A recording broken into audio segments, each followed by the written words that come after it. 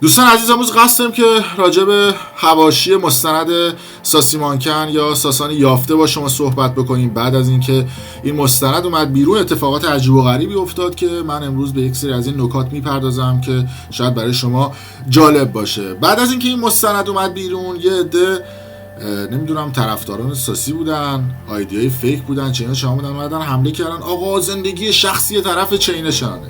دوستان عزیز، هیچ سلبریتی در هیچ جای دنیا برای رسانه ها زندگی شخصی نداره.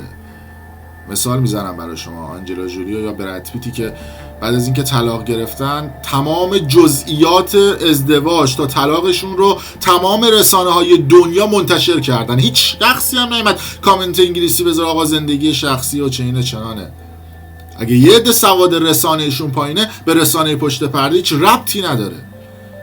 ما همیشه سعی میکنیم که وظیفه رسانه‌ای خودمون رو انجام بدیم و افشاگری بکنیم. سلبریتی هایی که زندگیشون در تمام دنیا در رسانه ها منتشر میشه و ما هم در رسانه پشت پرده سعی میکنیم که استانداردهای جهانی رسانه‌ای رو رعایت بکنیم.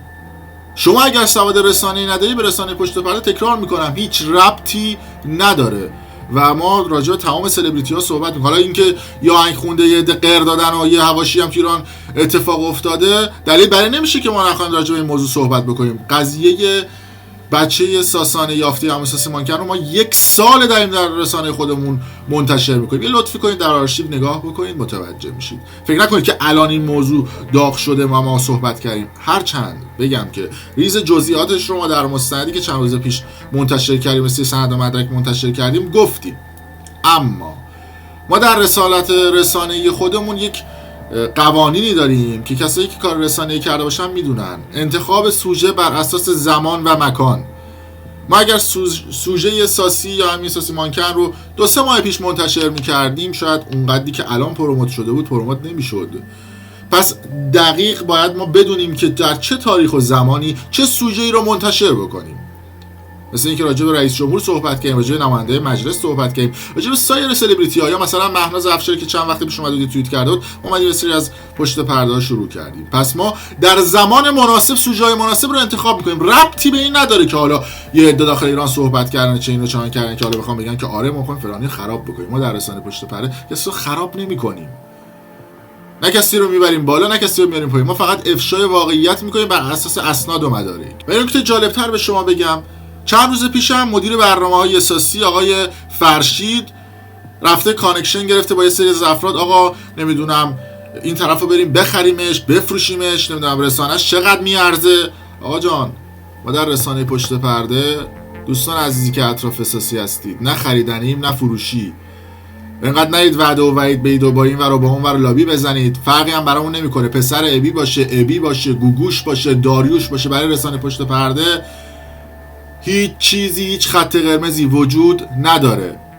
بعد یه نکته بگم، ما راجع به این سلبریتی ها بارها صحبت کردیم و میکنیم.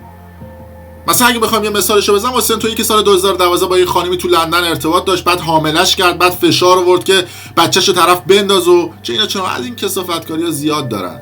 یا قضیه حسین تویی در هلند، در اون عروسی خانه بیات و اون اتفاقاتی که افتاده، واسه تویی میدونی که راجع به چی دارم صحبت میکنم دیگه. از این اتفاقات زیاد میفته بین سلبریتی‌ها. ما در زمان و مکان خودش صحبت میکنیم. حالا بیایم راجع به 4 تا فاضلاب تو ترکیه صحبت بکنیم و بگیم این با اون ارتباط داشته و این فلان کرده اون فلان کرده، بیایم صحبت بکنیم، برای یه عده جذاب میشه. اونجا نمیشه زندگی شخصی. تازه اونا سلبریتی هم نیستن، 4 تا فاضلابن.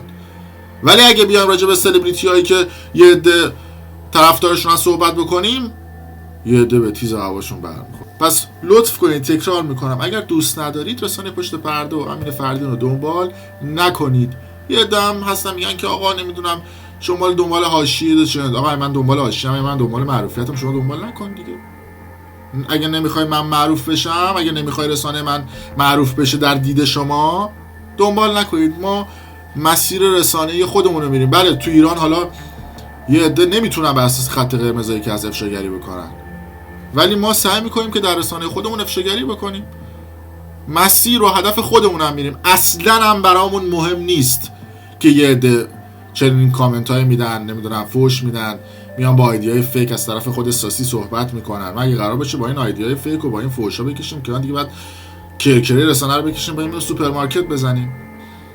دست اونایی هم که ویدیوها رو به اشتراک گذاشتن درد نکنه. یک رکورد زدیم، فکر میکنم بیش از 300 نفر ویدیو رو استوری کرده بودن و خیلی از دوستان هم ویدیو رو به اشتراک گذاشته بودن و دارن به اشتراک میذارن.